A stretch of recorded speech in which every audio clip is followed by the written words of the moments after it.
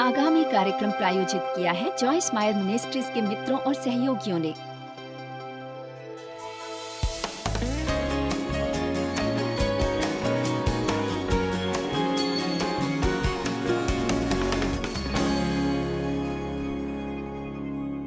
मैं शक्तिशाली विचारों पर एक श्रृंखला कर रही हूँ।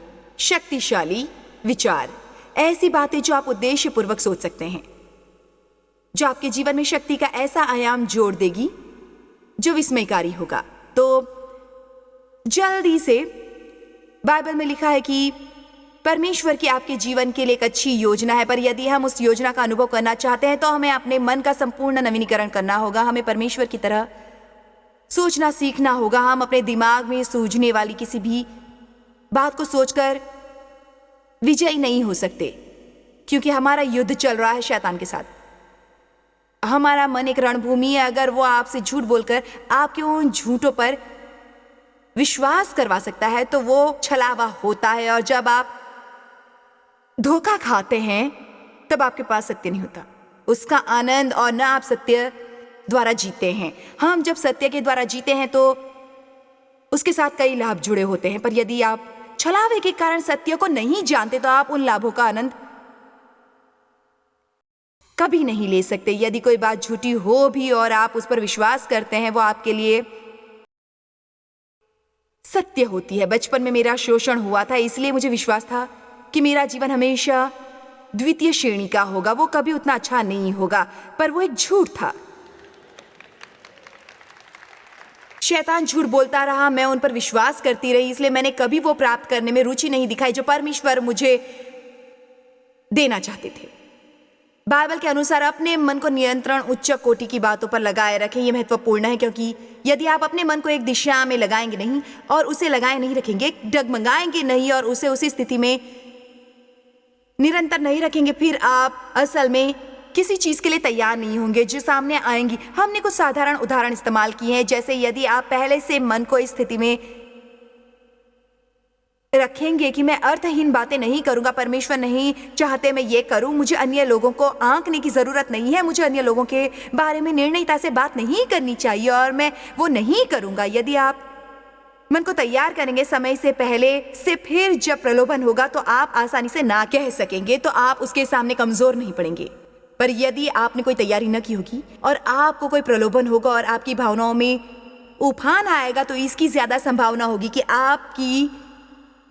आप प्रलोभन से हार जाएंगे और आप इसे बहुत से पक्षों पर लागू कर सकते हैं। इसलिए इस सप्ताह मैं आपको 10 शक्तिशाली विचार पर कुछ सिखाना चाहती हूँ। हमने ये 10 बातें, कोई ये ऐसे विचार नहीं है जो मुझे यूं ही सूझ गए, पर मुझे विश्वास है कि ये 10 बातें मेरे जीवन को बदलने में बहुत सहायक कर रही हैं, और मुझे विश्वास है कि ये बातें सचमुच आपके जीवन को भी प्रभावित करेंगे। हमने पहले इस पर बात की थी, मैं परमेश्वर के साथ धर्मी ठहराया गया हूँ। सुन रहे हैं आप? मैं परमेश्वर के साथ धर्मी ठहराया गया हूं। और दूसरी बात थी, मैं डर के सामने घुटने नहीं टेकने वाला, बिल्कुल भी नहीं। तीसरी बात थी, मैं जीवन में वो सब कर सकता हूं जो मुझे करना चाहिए।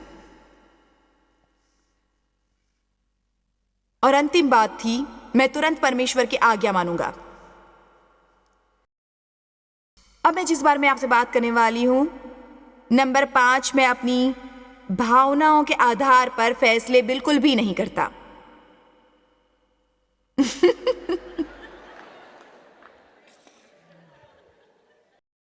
मैं अपनी भावनाओं के आधार पर फैसले नहीं करती। याद रखिए, यदि आप वो करेंगे जो करने की इच्छा होगी, फिर आपका जीवन सचमुच बहुत बुरे हाल में होगा। आपको उस समय सही करना सीखना है जब वो गलत महसूस हो रहा हो, और आपको वो निरंतर करते रहना होगा, निरंतर, क्योंकि हमारा समस्याओं में पड़ने का कारण हमारा वो करना होता है जिसकी हमें इच्छा होती है। जैसे इच्छा होने पर वस्तुएं खरीदना, वो कहना जो कहने की इच्छा हो, तब खाना जब खाने की इच्छा हो, इच्छा न होने पर दफ्तर न जाना, घर की सफाई न करना और किसी को भी डांट देना यदि आपको ऐसा महसूस हो। पर मेरे पास आपको देने के लिए ऐसा संदेश नहीं है जो आपकी भावनाओं को गायब कर देगा, पर आपके पास आजाद इच्छा है और आपके अंदर परमेश्वर का आत्मा रहता है, आपको शक्तिशाली और आज्ञा मानने के काबिल बनाए रखता है। पवित्र आत्मा हमें सुझाव देता और ये बताता है कि क्या सही है और क्या गलत है। आपको मनोवेगों के इस पक्ष का अध्ययन करना है, भावनाओं के इस पक्ष का अध्ययन करना है और आपको सीखना है कि ऐसे गति कम करनी है ताकि वो भावनाएं जो आवेग में हैं शांत हो जाएं कोई भी फैसला करने से पहले। आपको भावनाओं के बारे में सीखना है कि उनमें उतार चढ़ाव आता है, उनमें तेजी और मंदी आती है। और बहुत से लोग भावनाओं के आवेग में बहकर कुछ ऐसा काम कर देते हैं जिसके बारे में 2 या 3 दिन बाद वो सोचते हैं हमने ये काम क्यों किया, काश मैंने ये ना किया होता। मैंने अपने जीवन में व्यवहारिक तरीके से ये सीखा, मैं हर बार ऐसा नहीं करती जब मुझे कान के झुमके या लिपस्टिक खरीदने की इच्छा होती है, पर यदि वो महत्वपूर्ण चीज हो। अब मैं किसी तरह का हल्का दबाव महसूस करूं कि शायद मैं शरीर द्वारा चल रही हूं। मैंने सीखा कि मुझे कुछ समय के लिए उससे दूर चले जाना चाहिए। मुझे 24 घंटे या 1 दिन प्रतीक्षा करनी चाहिए, देखना चाहिए कि अगले दिन भी मुझे उसकी इच्छा है। मैं शर्तिया कह सकती कि उनमें से आधी वस्तुएं जो आप क्रेडिट कार्ड पर खरीदते हैं अब वो नहीं लेंगे। क्या आप जानते हैं कि दुनिया में बहुत से विज्ञापनों का उद्देश्य होता है आपसे भावनाओं के आवेग में फैसले करवाना।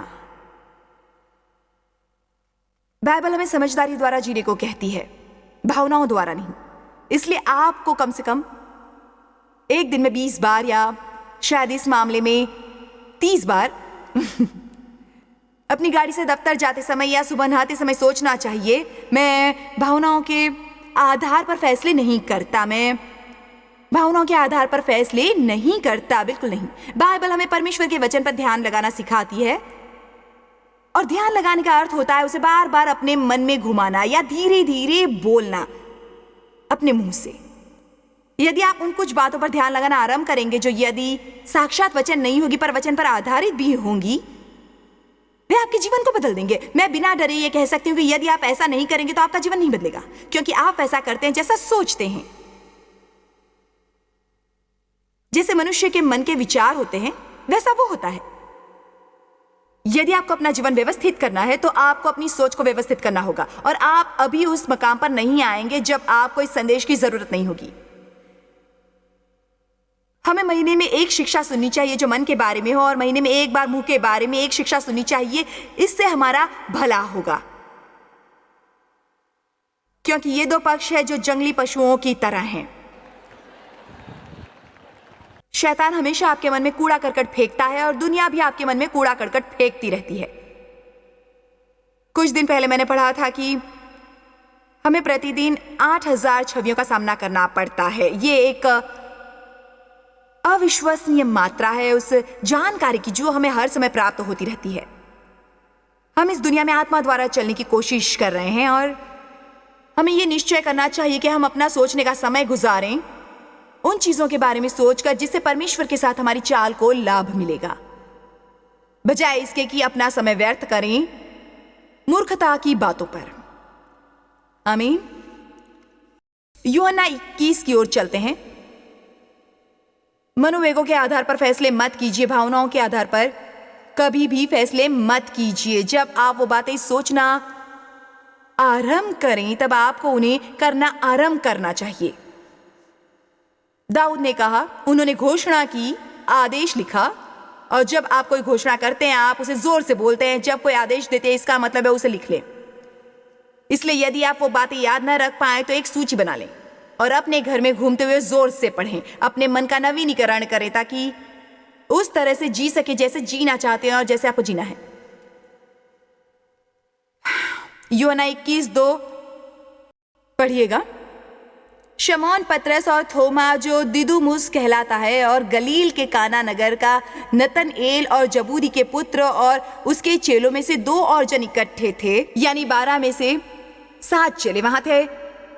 यीशु मर चुके थे और वे पुनर्जीवित हो चुके थे। वे 2 बार उनके सामने प्रकट हो चुके थे, अब वो तीसरी बार उनके सामने प्रकट होने वाले थे। मैं नहीं जानती मैं क्या कर रही होती इतिहास में उस विशेष समय पर। आप जानते हैं उस समय बहुत सी बातें तेजी से हो रही थीं। मेरा मतलब ये लोग 3 वर्षों तक यीशु के साथ थे और उन्हें क्रूस पर चढ़ाया गया था। वो मर गए थे और अब उनकी कब्र खाली थी। तब मरियम ने उन्हें देखा। उन्होंने कहा, चेलों को बताओ मैं पुनर्जीवित हो गया हूँ। और फिर वो एक द्वार में से गुजरे जहां से यहूदियों के डर से छिपे थे और उनकी सहायता करना आरंभ कर दिया। वो उनके सामने प्रकट हुए एक बार फिर। ये उस समय था जब थोमा ने कहा, मैं विश्वास नहीं करूंगा, मैं विश्वास नहीं करूंगा। क्या आप सच मुझे, यदि मैं छू नहीं सकूंगा आपके हाथों और आपकी बाजुओं को। ये बहुत दिलचस्प बात है कि थोमा अत्यधिक नकारात्मक था, पर बाइबल में उसका कोई पुस्तक नहीं है। सो आप जानते हैं ये सब कुछ जो हो रहा था बहुत तेजी से, और अब ये सातों एक साथ थे और वो सभी असल में कहीं बाहर थे। वो घर पर नहीं थे, वो एक झील के पास थे, क्योंकि हम आगे पढ़ेंगे कि उन्होंने मछली पकड़ने जाने का फैसला किया। शमूएल पतरस ने उनसे कहा, मैं मछली पकड़ने जाता हूं। मुझे ये दिलचस्प लगता है कि उन्होंने इन शब्दों पर बहुत बल दिया था। उससे कोई गहरी सीख मिलेगी। मुझे ये पसंद है जो किंग जेम्स में लिखा है कि मैं चला मछलियां पकड़ने। उन्होंने उससे कहा, हम भी तेरे साथ चलते हैं। मैं नहीं जानती कि मुझे वो अजीब लगने का क्या कारण था जो उन्होंने किया था उन विशेष समय पर कई बार हम अजीब काम करते हैं जब कुछ गंभीर हो रहा होता है। सो वो निकलकर नाव पर चढ़े, परंतु उस रात कुछ न पकड़ा। क्या आप सभी ने देखा कि यहां लिखा है कि उन्होंने कुछ भी नहीं पकड़ा? उन्होंने कुछ नहीं पकड़ा। आप में से कुछ कोशिश कर रहे हैं और उनके हाथ में कुछ नहीं आया है। मैं मछलियां पकड़ने की बात नहीं कर रही। आपने उत्साह से कहा है, मैं ये करने वाला हूं, मैं वो करने वाला हूं, मैं वो भी करने वाला हूं। शायद आप दूसरों को अपने साथ आने में आश्वस्त कर सकते हैं और उससे आपको कुछ लाभ नहीं हुआ था। अपने द्वारा किए भावनात्मक फैसलों से आपको वो प्राप्त नहीं हुआ जो चाहिए। भोर होते ही यीशु किनारे पर खड़ा हुआ, तो भी चेलों ने न पहचाना कि वो यीशु है। तब यीशु ने उनसे कहा, आयत 5, और मुझे ये बहुत पसंद है। हे बालकों, ध्यान दीजिए कि उन्होंने पुत्र नहीं कहा। उन्होंने उनसे वैसे बात की उन्होंने उनसे वैसे बात की जैसा वो व्यवहार कर रहे थे। हे बालकों, क्या तुम्हारे पास कुछ खाने को है? क्या तुमने मछली पकड़ी है जिसके साथ रोटी खा सको? उन्होंने उत्तर दिया कि नहीं। अब मैं इसका वो अर्थ समझ रही हूं जो आपको शायद नहीं सूझा होगा, शायद किसी से कहते हुए भी नहीं सुना होगा आपने। मैं नहीं समझती कि मैं इसे उससे ज्यादा खींच रही हूं जितना युक्ति संगत, तर्क संगत है, पर मुझे महसूस हुआ कि परमेश्वर ने मुझे दिखाया है कि यहां इस बातचीत के अलावा बहुत कुछ चल रहा है। मेरे विचार से बहुत बार हम भावुकता से कुछ कर रहे होते हैं और हमें वो नतीजा नहीं मिलता। हम भावुकता में कुछ आरंभ करते हैं और फिर वो काम नहीं कर रहा होता। ऐसा लगता है मानो यीशु प्रकट होकर कर रहे हैं। अच्छा, अब तो तुम प्रसन्न हो ना? वो कैसे चल रहा है जॉयस? तुमने मुझसे उसके बारे में पूछा? मेरा ये मतलब नहीं कि हर बार जब आप जाना चाहें सचमुच मछलियां पकड़ने तो आपको एक प्रार्थना सभा करनी चाहिए। पर मेरे विचार से हम यहाँ एक सबक सीख रहे हैं कि यदि हम भावनाओं के आवेग में कुछ काम करते हैं, कई बार जब एक व्यक्ति भावुकता में कुछ करता है, फिर कुछ और लोग उसके चेले होते हैं, उनका अनुसरण करने लगते हैं। इसलिए हम में से जो नेतृत्व करते हैं उन्हें विशेष ध्यान रखना है भावनात्मक फैसले करने और सबको अपने साथ घसीटने के बारे में। संदेश बढ़िया रहा है। अब आयत 6, उसने उनसे कहा, नाव की दाहिनी ओर जाल डालो तो कुछ पकड़ पाओगे। मेरे विचार से अपनी मनमानी करना नाव के गलत ओर होना है और नाव के सही तरफ होना है, परमेश्वर की आज्ञा का पालन करना। तब उन्होंने जाल डाला और अब मछलियों की बहुतायत के कारण उसे खींच ना सके। मुझे ये बहुत प्यारा लगता है। जब वो अपनी इच्छा अनुसार काम कर रहे थे, भावनाओं में उनके हाथ में एक भी मछली नहीं आई, मेहनत व्यर्थ गई। पर जब उन्होंने जाल फेंका नाव की सही ओर से यीशु के हुक्म के अनुसार, उन्होंने इतनी मछलियां पकड़ी कि उनके लिए जाल खींचना मुश्किल हो गया। कई बार परमेश्वर के समय से बाहर काम करना उनकी इच्छा से बाहर काम करने के समान होता है। आप शायद सोचे कि आपको पता है परमेश्वर आपसे क्या करवाना चाहते हैं, पर यदि आप भावुक होकर सही समय की प्रतीक्षा करने के लिए तैयार नहीं होंगे, वो तब भी काम नहीं करेगा। हमें कई बार कुंठित करता है क्योंकि दिल की गहराई में हमें पता होता है कि परमेश्वर हमसे वो करवाना चाहते हैं। हम इसे बिल्कुल समझ नहीं पाते। पर याद रखिए, जब हमारे दिल में कोई स्वप्न या कोई योजना हो, यह बिल्कुल गर्भधारण की तरह है। आप उसे समय से पूर्व जन्म देना नहीं चाहते। आप यह भी नहीं चाहते कि गर्भपात हो जाए। आप आत्मिक गर्भपात नहीं चाहते क्योंकि यदि परमेश्वर ने आपके दिल में कुछ डाला, आप उसे व्यर्थ नहीं करेंगे। आप प्रतीक्षा नहीं करते उसके विकसित होने की, पर आप उसे समय से पहले भी जन्म देना नहीं चाहते क्योंकि तब अक्सर उसका सही नतीजा नहीं मिलता। आप परमेश्वर के सपनों को ढो रहे हैं, परमेश्वर की योजनाओं को ढो रहे हैं, पर परमेश्वर के समय की प्रतीक्षा करना सचमुच बहुत ही महत्वपूर्ण है। क्या आपको कभी अनुभव हुआ है कि किसी भावनात्मक दिन का जब आप बहुत क्रोधित हुए और भावनात्मक आवेश में बहकर आपने कुछ तमाशा खड़ा कर दिया हो? 8 लोग। ठीक है, मुझे समझ नहीं आता आप आए ही क्यों, आपको इसकी जरूरत नहीं है।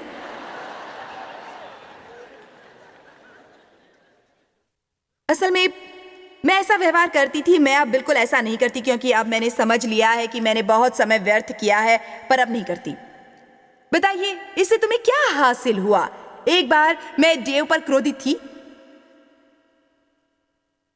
क्योंकि वो फुटबॉल का खेल देख रहे थे और मैं नहीं चाहती थी कि वो उसे देखे, मैं चाहती थी कि वो मुझ पर ध्यान दे।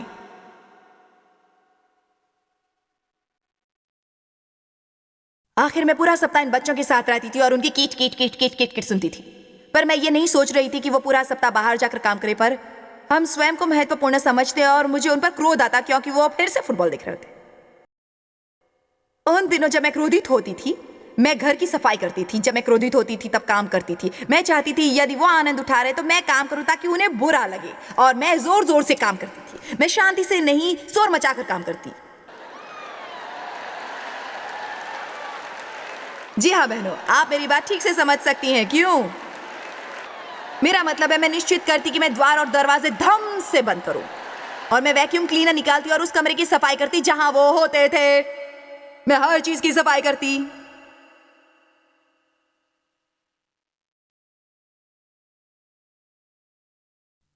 फिर मैं लौट कर जाती घर के उस पिछले हिस्से में बने बाथरूम में, और मैं वहां बैठकर रोती। टॉयलेट के बगल में। टॉयलेट से लिपटने से ज्यादा दयनीय कुछ नहीं होता जब आप वहां रोते हैं।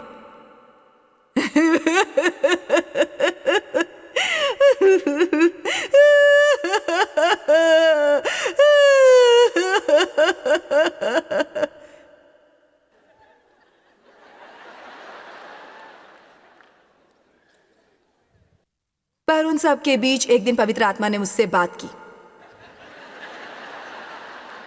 उन्होंने कहा, तुम सचमुच बहुत दयनीय हो। फिर से जन्मी, पवित्र आत्मा से भरपूर, पूर्णकालिक सेवकाई के लिए बुलाई गई, दूसरों के सामने शुभ संदेश का प्रचार करने वाली। उन्होंने कहा, तुम्हें जानना चाहिए तुम मुझे कैसे नजर आती हो। ये वैसा था जैसे यीशु का प्रकटन होना उस किनारे पर और कहना, बताओ इससे तुम्हें क्या लाभ हो रहा है। उससे केवल यह होता है कि मेरा सर दुखने लगा, मैं थक जाती, मेरी गर्दन दुखने लगती, मैं दिन बर्बाद करती, मैं अपना दिल बर्बाद करती, मैं अपने बच्चों के सामने घटिया मिसाल बनती। अंत में मैंने यह फैसला किया कि मैं आइंदा यह बेवकूफी नहीं करूंगी। यदि आपने यह फैसला नहीं किया है, फिर आपको यह फैसला करना चाहिए। आमीन। अब मुझे उठना होगा। उठना कठिन नहीं है, स्कर्ट व्यवस्थित करना है। मैं हमेशा रोने के लिए बाथरूम जाती थी। शायद आप बाथरूम में रोने का कारण नहीं जानते। वो ये है कि वहां एक बड़ा आईना होता है। किसी भी औरत की आंखें जब सचमुच लाल होती हैं और उसके चेहरे से मस्करा बह रहा होता है और वो सचमुच बुरी दिखती है। वो न केवल बुरा महसूस करती है बल्कि बुरी दिखती भी है। वो आईने के पास जाती है, फिर मैं वहां से परेड करके जाती जहां डेव होते थे। मैं चाहती कि वो मुझसे पूछे क्या समस्या थी। जब वो आखिर में पूछती तो मैं कहती कुछ नहीं, कुछ नहीं, आपने ऐसा क्यों सोचा कोई समस्या है?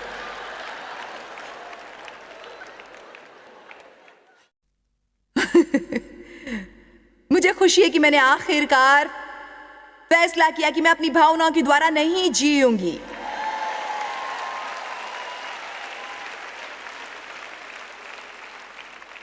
क्या कभी ऐसा हुआ है कि आप बहुत व्याकुलता महसूस करते हो और आपके हाथ जो लगा आपने खा लिया हो?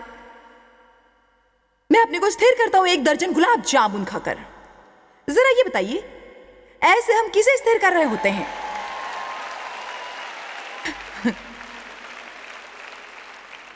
कल आप ऐसा करने के लिए अपने से घृणा करेंगे।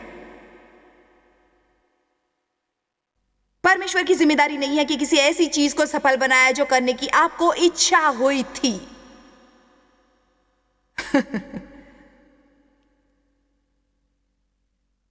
भावनाओं को शांत करना सीखिए और फिर कोई फैसला किया कीजिए। आप कुछ लोगों के साथ बहुत आनंद उठा रहे होते हैं और कभी कभार आप उनके घर जाते हैं और उन्हें सब गंदगी साफ करनी पड़ती है। इससे आपको बहुत खुशी होती है। उन्होंने खाने का मूल्य दिया होता है, खाना बनाया होता है, सब कुछ बढ़िया होता है। आप केवल आनंद लेते हैं, कुछ नहीं करते। आप वहां खिलखिलाते और आनंद उठाते रहते हैं और उस सब के बीच आपको एक विचार आता है। आप कहते हैं क्यों ना हम अगले सप्ताह मेरे घर पर मिले, इस बार आप सब मेरे घर क्यों नहीं आते?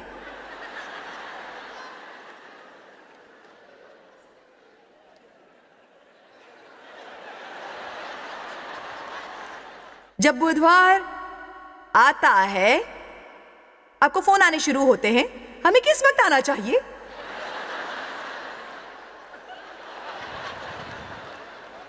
मैं भी अक्सर ये सब किया करती थी। मैं अपने को इतना परेशान कर देती। आखिरकार जब वो मेरे घर आते तो मैं बर्दाश्त नहीं कर पाती। मैं उन्हें अपने घर में देखना नहीं चाहती थी। उनके कारण मुझे इतना काम करना पड़ा, पैसे खर्च करने पड़े थे और मैं आनंद भी नहीं उठा पा रही थी क्योंकि मुझे सारा समय काम करना पड़ रहा था। अब मैं पहले हिसाब लगाती हूँ। बाइबल के अनुसार हमें कुछ भी आरंभ नहीं करना चाहिए ये हिसाब लगाए बगैर कि हम वो पूरा करने की काबिलियत रखते हैं या नहीं रखते। बिल्कुल भी नहीं। भावुकता में कुछ भी आरंभ मत कीजिए बल्कि उसके बारे में सोचिए।